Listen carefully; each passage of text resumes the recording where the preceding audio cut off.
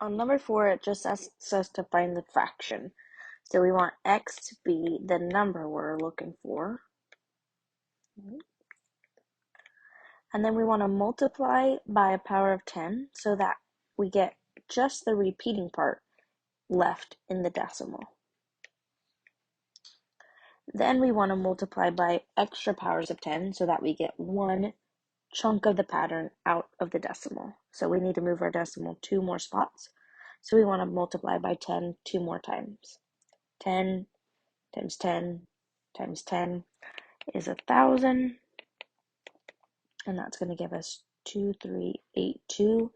And then the 82 is still going on, but it's left in the decimal. So now we're going to take 1000x and we're going to subtract 10x. 1000x is equal to 2382.82 repeating, and 10x was equal to 23.82 repeating. When you subtract the repeating part, it goes away. Then we just have to remove the 23. 12 minus 3 is 9. 7 minus 2 is 5. And when we have 1000 minus 10, we get 990. Solving for x, we divide.